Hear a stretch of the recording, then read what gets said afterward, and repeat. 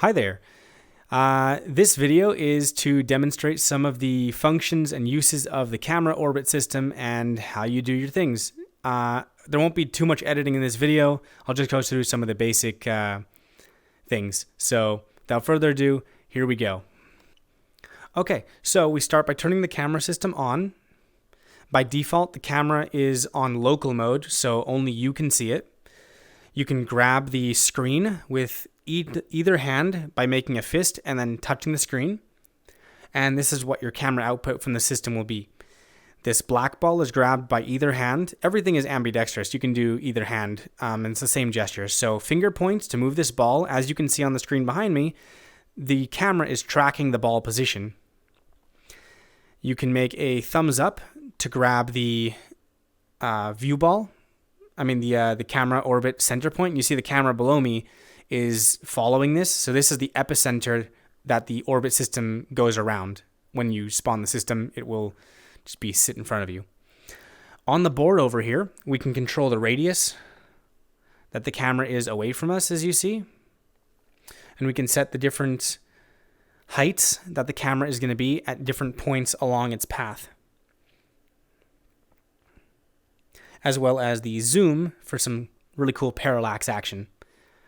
Note that when we go into our menu and we go into main use controls, the radial dials that are over here, if set above 0, will override all of these board controls. So your options are either or when it comes to setting up the parameters of the orbit.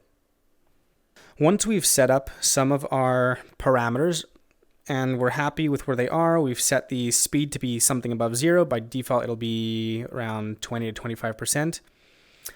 We set the radius to be further away from us. Okay, now all we have to do, that everything is set up properly, we can go into the play button and we'll play it. And all of our setup markers will disappear and our camera will then orbit us. As you can see, it's not orbiting me. It's orbiting the center point that we've set in the world. And you can move that after you end play mode. So all the board controls that control your parameters for your heights, your radius, your zoom, and your speed, as well as the radials on your menu, can be adjusted during play mode to affect the camera as it's being played. You will need to stop play mode and then go outside to CCW to make it go in counterclockwise play mode. And now it will go the opposite way. Very cool. Let's go to the next section and talk about render modes. As you may have noticed, we have an odd thing where I'm clearly on the ground here, but in some worlds, we can see that there's no ground over there. So in that case, we need to go to render all UI to fix this case. It will make it so our menu and any other UI elements are on the screen, but it fixes these types of issues. If you're in a vehicle, most likely you'll have to do this because it will set the vehicle to you. So you have to play everything to get it to play nicely. It depends on how the world creator set it up.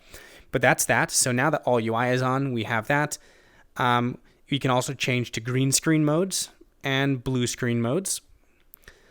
We have portrait mode that just rotates the camera. I think clockwise or... Yeah, it rotates it by 90 degrees, and you can see that the camera, even over there, is changing based on when I do that. That works for all modes. We do have desktop mode. I will be coming back to that at the end because there's a few catches to desktop mode, and I'm in VR right now demonstrating the VR function, so we'll return to that. For camera modes, this is where things get interesting.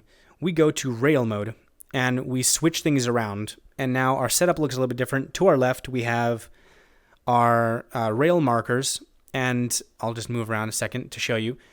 You see, they have numbers that will track to wherever you're looking, so you'll know which ones to put in what order. By default, we have it set up to where the camera is going to be tracked moving to your hand. Each one of these orbs you can pick up with a finger point on each hand, and you'll have a little mini screen of what the camera sees so that you can position the camera where you want it to be. So when we press like I'll set these up and I'll move it in different places. The silver orbs are going to be your main A to B points. The orange orbs are going to be the halfway points that smooth out the silver orbs. So it will go from point 1 all the way to point 4 in a smooth path when we press play mode. So we'll go back to speed and zoom are still affected in this mode. And then we press play and it will go along its path with your hand able to change its position that the camera is looking at along that path. And then when it reaches the end, it will halt right where it is. You can reset this by ending play mode and it will go back to the beginning. Then you could press play again and it will go back. Another thing about rail mode is head tracked mode. In this mode, we'll just pick up this over here. Your head will be the object that tracks instead of your hand. This is good if you still want to move around and not have such crazy angles, but it's a little bit smoother than your hand mode. The last option we have is rail set tracked mode. In this mode, we will grab our camera, place it down, and then it will remember the place we set it at that wherever it's looking at. It'll remember the place per orb, and as the camera goes, it will blend between those, and you can get a more predictable path because you set it and locked it in that path. So that's a little bit on rail mode. The thing that you want to watch out for, especially with set tracked mode, when you're placing the camera positions in one or the other, when you're going from one point to the next point, try not to have your points too drastic. Like if you want your camera to smoothly pan like this, have this point over here and this point like a halfway point, because if you have this point way in the opposite direction like that, it's going to want to take the shortest path and go like this, and you may want it to go around like that. So you want to have things in a predictable, gentle path as you're using rail mode. And that is all that you need to know about using rail mode right now. All right, and we're back to talk about active track and Followcam mode. Also a side note, whenever you switch from rail mode in and out of rail mode, your rail position markers will reset. So we go to rail mode, you see they're over here, and then we go out of rail mode, this comes back where it was. If I turn around and I go back into rail mode, they'll respawn to the left of me. So if you ever want to get them back, they'll come back to where you were. Okay, so our next mode is active track. This will take both of our world and focus positions and then bind them to us. Now the camera is following me wherever I am, and I can still control the orbit mode specific things like heights and speeds and radiuses as it's playing around me. And you can also modulate your speed so that you can come to a certain place and stop and then continue up from there. So active track mode is pretty cool. I got definitely inspired by DJI's drone features for that one. A similar mode for racers and sim users, I think, is Followcam mode. Once you set it to be any percentage above 0%, the camera will go behind you and it will kind of, I'll just move this closer so we can see here. The camera will go behind me, and as I turn around, it will kind of whip and follow me smoothly. And you can change the distance that this happens. So whip and then whip, and then it goes around me.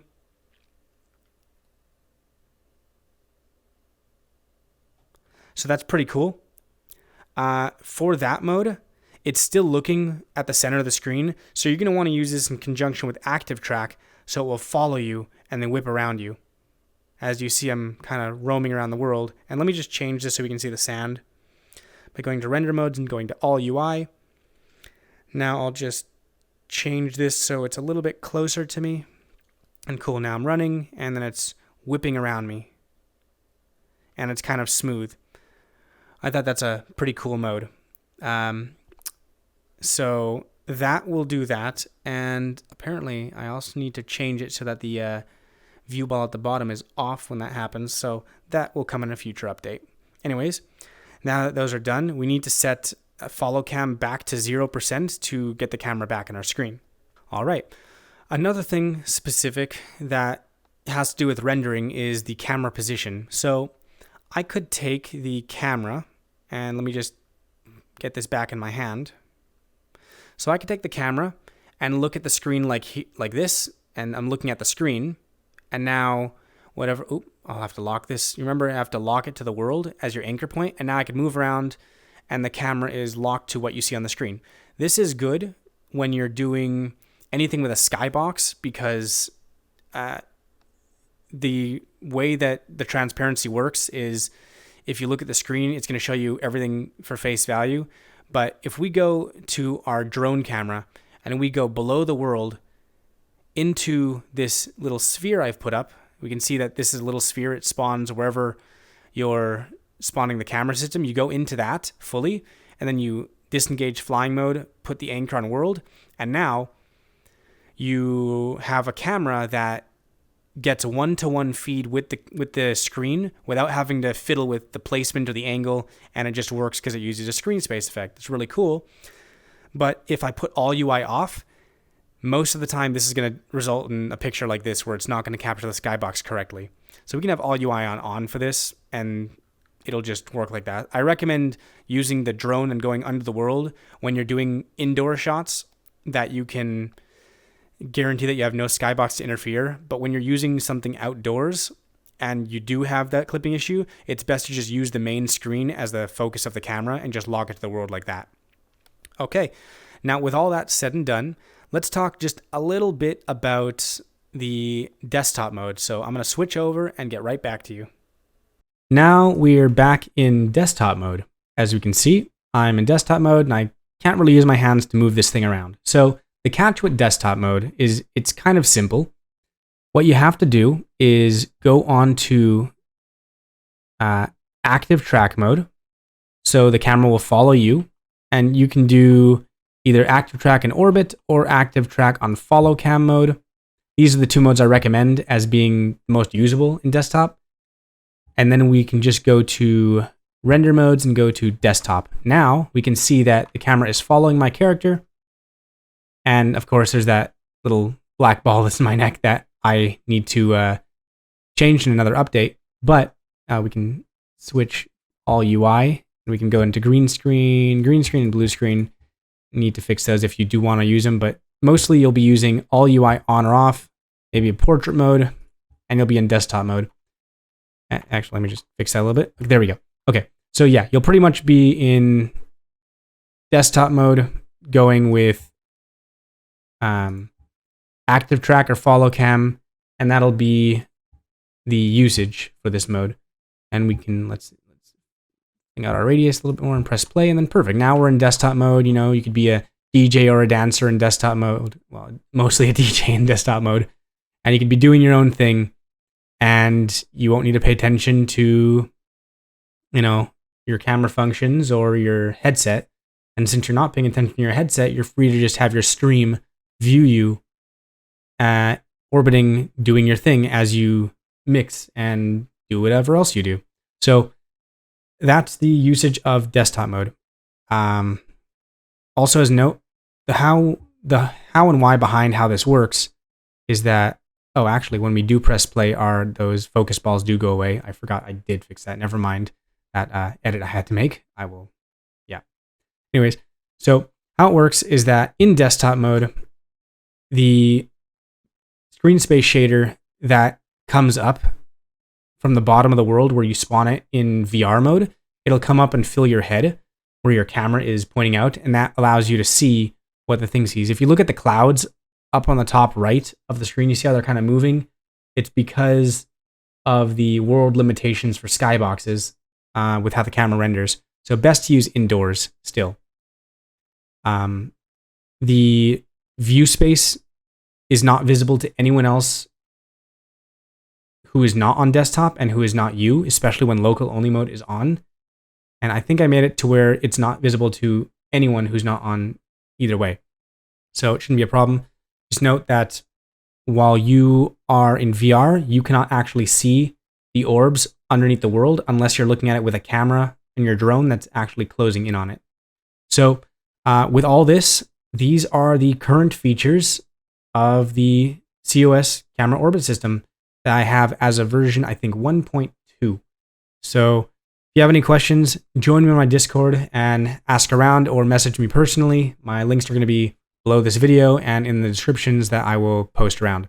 So thank you, get out there and make some cool and epic things.